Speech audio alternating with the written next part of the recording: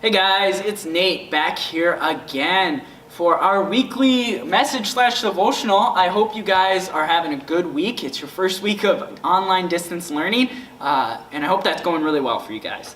But let's jump in. For some updates, it looks like we're going to have to continue to meet online like this for at least another 2 weeks. The coronavirus, COVID-19 stuff is getting better, but it's not at the level we want and where it's safe to meet as a group.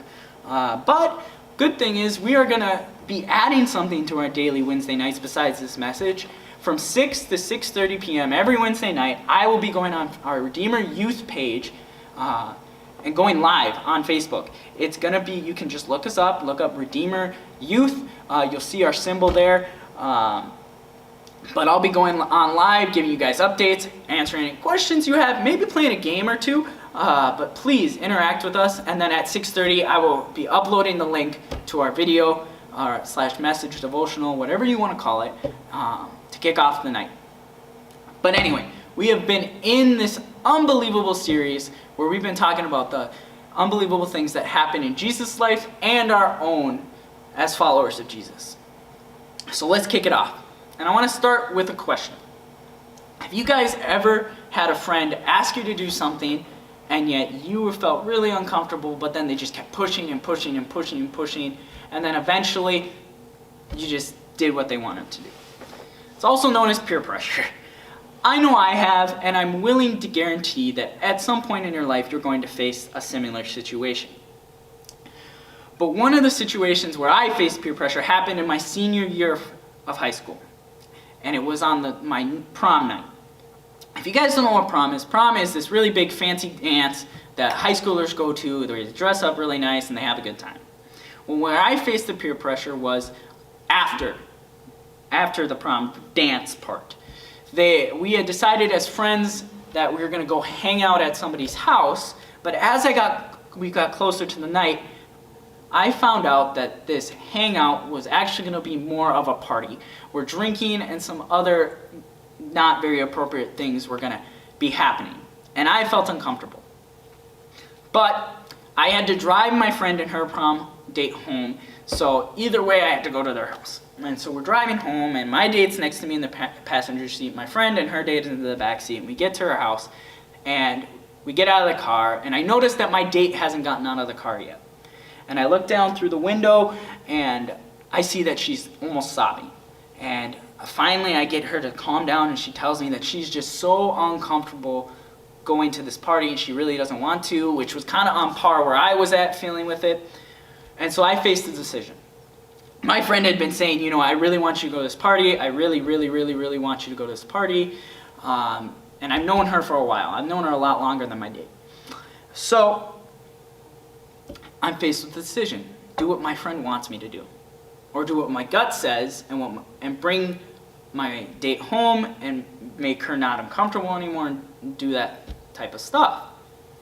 And that's where I'm going to leave it. Because we can find a character in our scripture who faces a similar situation when it comes to peer pressure. It's a bit more serious, but in the regards to peer pressure, it's pretty similar. And it has to do with this guy named Pilate. If you guys don't know who Pilate is the Roman governor of Israel. He's a part of the Roman Empire, and the Roman Empire has told him, you're in charge of Israel, Judea. Make sure nothing bad happens in this area. And Pilate's like, okay, I got this. So, last week, I talked about how Jesus was in the garden, and he was struggling with what to do, follow God's will. Well, after that, he's arrested. He's arrested by the Jewish leaders, and the Jewish leaders bring Jesus to Pilate. And that's where Pilate comes into the story. The Jewish leaders can't kill Jesus themselves, but they know Pilate, it doesn't matter to him. The Romans have killed so many people before, it doesn't bother them. So they know Pilate has no problem with it. So they bring Jesus to Pilate, and they're like, you know what, this guy, kill him, please, for us. And after some conversations with Jesus, Pilate begins to realize that Jesus is innocent. He's not guilty at all. He hasn't done anything wrong. And he's telling the Jewish leaders this. He's like, I can't kill him. He's innocent. Nothing He's done nothing wrong. And this is where we pick up in our scripture. And it's in John 19, verse 7. The Jewish leaders replied to Pilate, "By our law, he ought to die because he called himself the Son of God." When Pilate heard this, he was more frightened than ever. He took Jesus back into his headquarters again and asked him, "Where are you from?" But Jesus gave no answer. "Why don't you talk to me?" Pilate demanded. "Don't you realize that I have the power to release or crucify you?" Then Jesus said, "You have no power over me at all unless it was given to you from above. So the one who handed me over to you has the greater sin." Then Pilate tried to release him, but the Jewish leaders shouted, "If you release this man, you are no friend of Caesar. Anyone who declares himself a king is a rebel against Caesar." And this is where Pilate's peer pressure comes into play. He knows that Jesus is innocent. So when we read this, we should be like, okay, he's innocent. Hello, let him free. Like, let him go. And that's what he wants to do. But then the Jewish leaders throw him a curveball. And they say this: "If you release this man, you are no friend of Caesar. Anyone who declares himself a king is a rebel against Caesar." And this hits Pilate home. Because remember, he's a part of the Roman Empire. And a huge thing in the Roman Empire is you are loyal to the Roman Empire. And if you're not, sorry, we're probably going to kill you. So Pilate faces a situation. Either be disloyal to the Roman Empire and let Jesus go, or give the Jewish leaders what they want and put Jesus to death.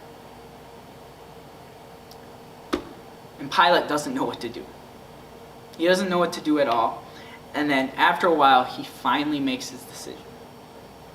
And it's not the decision we want to hear as followers of Jesus. He decides to hand Jesus over to death. He decides to cave to the peer pressure that the Jewish leaders have been saying to him.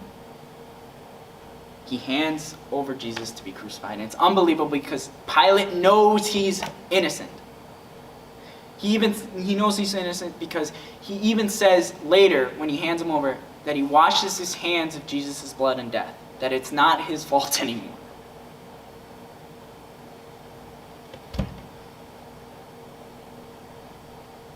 And what results is the death of Jesus.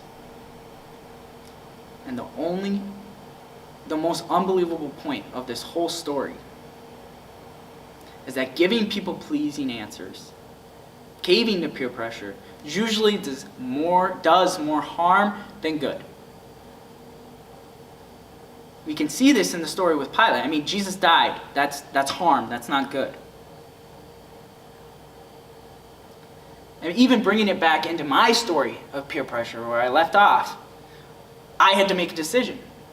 Please my friend, or make sure nobody's uncomfortable, that no harm is coming. And so eventually I went up to my friend's house and I talked with her and I was like, you know what? I know you really wanted me to be here, but I can't do this. I can't make my girlfriend uncomfortable. I feel uncomfortable.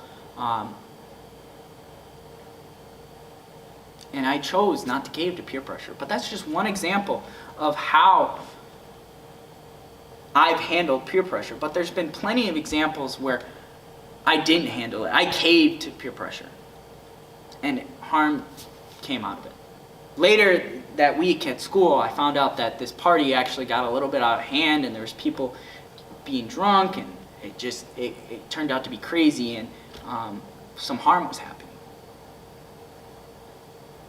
So often we think when we're giving people their answer, what they want, we're caving to peer pressure, that we're making them happy, that we're doing good, because then nobody is mad, sad, angry.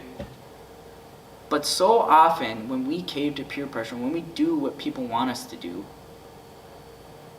people end up in situations they never wanted to be.